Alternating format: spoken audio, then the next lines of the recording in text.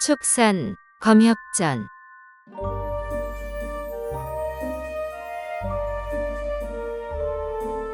59화 응벽의 태원동.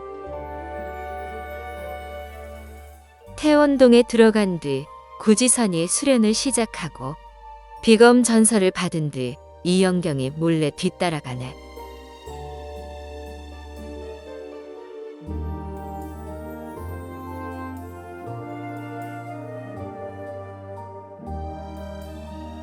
하루는 재영운이 수련을 위해 동생들을 동굴 밖으로 데리고 나갔다. 각자 다른 나무 꼭대기에 올라가 비검을 날리며 검수를 익히는데 갑자기 절벽을 에워싼 구름 사이로 금색 빗줄기가 번개처럼 날아왔다. 금색 빗줄기의 정체를 모르는 이영경과 신양난이 검광으로 맞서려 하였다. 이때 재영운이 휙 손을 흔들자 빗줄기가 잠시 내려앉았다가 다시 먼 하늘로 사라졌다. 뒤늦게 나무에서 내려온 동생들이 재영운을 에워쌌다. 재영운이 손에 쥔 것은 다름 아닌 제수명이 보낸 비검전서였다. 서천팔마 놈들이 한동안 뜸하다가 다시 몹쓸 짓을 벌이는 모양이다. 얼마 전 동룡의 기명제자가 된 후로 더 악랄해져 사천 지역을 지나는 상인들에게 큰 해악을 끼친다는구나. 마침 주매 선배도 서신으로 도움을 청하셨다. 질범의 제자 조심원이 표국을 구하려다 팔마구룡과 원한을 맺었는데 대결 약속을 지키러 이번 단오에 청라산에 간다는구나. 주선배가 새로 거둔 제자 도균과 몇몇 검협들이 함께 가기는 하지만 주선배는 다른 일이 있어 조금 늦을 모양이다. 조심원과 도균이 위험해질 수 있으니 은밀히 도와줄 사람을 보내달라는구나. 그러니 영운과 금선, 조무는 서둘러 청라산으로 가거라. 서장으로 가는 참배객을 가장해 한적한 곳에 조용히 머물며 서천팔마의 행적을 잘 살피고 필요할 때 조심원과 도균에게 힘을 보태거라. 철없이 떠들썩한 일을 좋아하는 재금선은 신이 나서 깡충깡충 뛰었다. 그러자 이영경도 이제 비검을 탈 수 있으니 같이 가겠다고 나섰다. 재영운은 서신에 이영경의 이름이 없고 검술수련도 아직 부족한 데다 악랄하기로 유명한 팔마의 실력을 가늠할 수 없는 터라 너무 위험하다며 반대했다.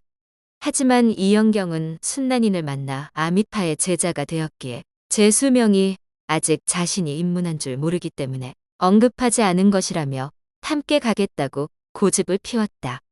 재영운은 이영경을 매우 아꼈고 무엇보다 이영경을 언급하지 않은 아버지의 뜻을 충분히 짐작할 수 있었다. 동굴을 지킬 사람이 없어서 혹은 다른 이유가 분명히 있을 터였다. 이영경의 유치한 반론이 너무 웃기고 차마 모질 게 거절할 수 없어 좋은 말로 타일렀다. 넌 그런 큰 싸움에 끼기는 아직 검술 실력이 부족해. 하지만 자질이 뛰어나고 똑똑하니까 앞으로 1년 반쯤 더 실력을 쌓으면 입신의 경지에 오를 거야. 그 후에도 외공을 수련할 기회는 얼마든지 있을 테니 조급해할 필요 없어. 그래도 계속 응석을 부리며 조르던 이영경은 재영운 뒤에서 눈짓하는 신양난을 발견했다. 지선 언니는 실력이 안 된다지만 양난 사전은 검술 실력도 뛰어나고 도법도 쓸 줄 아는데 왜 가만히 있을까? 나서지 않고 나를 말리기까지 하는 데는 분명 이유가 있을 거야. 이영경은 그동안 신양난과 부쩍 가까워진 터라 일단 무슨 일인지 들어본 후 다시 조를 심산이었다. 이영경이 토라진 것처럼 먼저 동굴로 들어가자 신양난이 달래는 척하며 따라 들어갔다. 장문인이 아직 사부를 만나지 못해서 우리가 입문한 사실을 모르는 거야. 영운 사전은 늘 노마님처럼 걱정이 많잖아. 아무리 얘기해도 소용없을 거야. 삼에는 이제 비검도 탈 수 있고 강우도 있잖아. 금선도 가는데 우리가 왜 못 가겠어? 일단 세 사람 먼저 가게 두자. 단오까지 아직 이래도 더 남았으니 세 사람이 떠난 후에 몰래 뒤따라가도 늦지 않을 거야. 어때? 이영경이 기뻐하며 맞장구 치려는데 석실 밖에서 다른 목소리가 들렸다. 오호라? 그런 계획이란 말이지? 누나한테 다 이를 거야. 이영경이 느닷없이 나타난 재금선을 보고 화들짝 놀라 벌떡 일어났다. 사영, 정말 말할 거예요? 헤헤헤. 걱정 마. 누가 같이 가기 싫대? 같이 가야 더 근사하고 신나지 않겠어? 별 재주 없는 나도 가는데 양난사저는 검술도 도법도 뛰어나고 영경삼에는 자연검에 강우도 있잖아. 두 사람이 못 간다니 화나는 게 당연해. 나도 도무지 이해가 안 되는걸? 우리 누나가 원래 명령하기 좋아하고 꽉 막혀서 말도 잘 안 통하잖아. 그나저나 우리가 떠나면 뒤따라온다고 했지? 아주 좋은 생각이야. 사실 두 사람이 자리를 떠난 후에 우리 누나랑 주문 누나가 뭔가 이상하다는 거야. 계속 같이 가겠다고 떼쓰던 영경 사매가 갑자기 동굴로 들어간 것도 그렇고 내내 아무 말 없던 양난 사저가 바로 따라 들어간 것도 그렇고 아무래도 둘이 무슨 꿍꿍이가 있는 것 같다며 나더러 알아보라고 했거든. 역시 누나들 예상이 맞았네. 그런데 그럼 뭐해? 첩자를 잘못 골랐는걸. 히히. 난 절대 사실대로 말하지 않을 테니까. 사영, 정말 고마워요. 그럼 강우 좀 빌려줄 수 있어? 푸아하. 그러면 그렇지. 사제가 그런 속셈이 있어서 안 이른다는 거였구나. 그때 밖에 있던 세 사람이 들어왔다. 신양난이 얼른 눈짓하자 이영경은 다시 토라진 척하고 재금사는 강우를 빌려달라고 졸라댔다. 너 자꾸 애처럼 굴래? 우리 모두 비검을 탈 수 있는데 강우는 왜 빌려달래? 채, 누나는 왜 알지도 못하면서 뭐라 그래? 나도 다 생각이 있다고. 내가 신검 합의를 이룬 지 반년도 안 돼서 누나들만큼 빠르지가 않잖아. 괜히 나 때문에 늦을까봐 그런 거라고. 그리고 혹여 대결이 길어져 우리가 다 녹아지나도 돌아오지 않으면 영경 3회가 걱정이 되어 강우를 보낼 수도 있잖아. 그러려면 강우가 지금 길을 알아두어야 하지 않겠어? 재영우는 재금선이 생떼를 부린다고 생각해 더 이상 대꾸하지 않았다.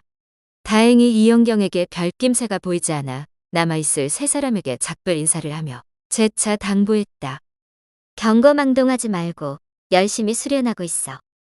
재영운과 주무는 검광을, 재금선은 강우를 타고 허공을 가르며 날아갔다. 세 사람이 시야에서 사라지자 이영경이 바로 따라가려 하였다. 3회, 뭘 그렇게 서둘러? 서둘러 쫓아갔다가 길을 헤맬 수도 있으니 강우가 돌아온 후에 가는 게 좋겠어. 구지선은 이영경과 신양난이 몰래 쫓아갈 꿍꿍임을 눈치채고 홀로 남을 일이 걱정스러웠다. 외로운 것은 둘째치고 무슨 일이라도 생기면 혼자 감당하기 어렵지 않겠는가? 그리고 그동안 재영운을 크게 의지하며 존경해온 터라 그 뜻을 거스르게 할 수 없었다. 신양나는 유순하고 어느 정도 말이 통하는 편이지만 이영경은 한 번 한다면 하는 성격이라 아무리 뭐라 해도 고집을 꺾지 않을 것이다. 더구나 재영운마저 없으니 아무도 막을 수 없었다. 그래서 조금이나마 말이 통할 것 같은 신양난에게 이영경을 말려달라고 슬쩍 부탁했다. 하지만 신양난도 따라가고 싶은 마음이 간절했고 승부욕과 고집도 이영경에게 절대 뒤지지 않았다. 그렇다고 구지선 면전에서 냉정하게 부탁을 거절할 수 없어. 자신은 이영경의 뜻을 따를 뿐이라고 애둘러 말했다. 구지선은 두 사람에게 꼭 가려거든 자기도 데려가 달라고 부탁하려 하였다. 하지만 다시 생각해보니 태원동을 비웠다고 재영운에게 혼날 수도 있고 아직 기본도 갖추지 못했으니 도움은커녕 짐이 될 것이 뻔했다. 그렇다면 부득이 혼자 남아 태원동을 지켜야 할 텐데 아직 검수를 익히지 못했으니 침입자를 막아낼 수 있을지 걱정이었다. 신양나는 이런저런 걱정과 불안에 떠는 구지선이 안타까워 몇 가지 방법을 알려주었다. 너무 걱정 말아요. 이렇게 깊은 골짜기에 있는 동굴을 누가 알겠어요? 금방 다녀올 테니 아무 일도 없을 거예요. 언니가 실력이 부족한 건 다들 아니까 무슨 일이 생겨도 언니를 탓하지 않을 거예요. 어쨌든 언니가 많이 불안한 모양이니 간단한 도법을 알려줄게요. 예전에 홍어사부가 깊은 산에서 약초를 캘 때 호신용으로 쓰라고 알려주신 목석 잠종이라는 은신법인데 작은 깃발과 같이 사용하면 돼요. 작은 깃발을 흔들면 안개가 자욱하게 깔려 적의 시야를 가려주죠. 원래 위급할 때 깃발을 흔들고 그 틈에 검광을 타고 도망가는 것인데 언니는 아직 검수를 할 줄 모르니 묵석잠종 구계를 같이 외워야 해요. 근처에 있는 나무나 바위를 보면서 구계를 읊으면 나무나 바위로 변할 거예요. 그럼 적이 떠날 때까지 기다렸다가 도망가면 돼요. 이대로만 하면 큰 문제 없을 거예요. 그리고 원성이 영특한 데다 새처럼 빠르고 호랑이도 때려 잡을 만큼 힘이 세잖아요. 충분히 언니를 잘 지켜줄 거예요. 구지선은 더는 막을 방법이 없어 은신법을 배우기로 하였다. 신양난이 품에서 작은 깃발을 꺼내 구계를 알려주고 익숙해질 때까지 함께 여러 번 연습했다. 그 사이 날이 저물었다. 이영경은 아무리 기다려도 강우가 돌아오지 않자 어떻게 할지 상의하러 신양난을 찾아갔다가 두 사람이 익히는 도법이 재미있어 보여 함께 배웠다. 그러다 구지선이 갑자기 도법을 배우는 이유를 듣고 괜찮을 거라며 위로한 후 본인 석실로 돌아갔다. 이튿날 아침 밖으로 나가니 강우가 돌아와 있었다. 마음이 급한 이영경은 상이고 뭐고 일단 원성에게 이것저것 당부하기 시작했다.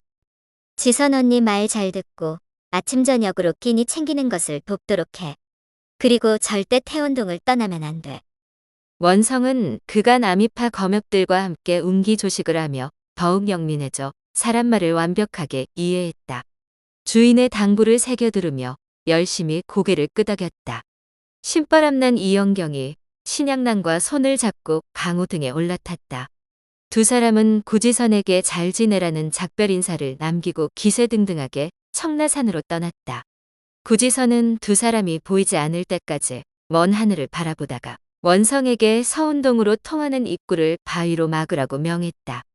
그 후 벗들이 하루빨리 돌아오길 바라며 아침 저녁으로 열심히 수련했다.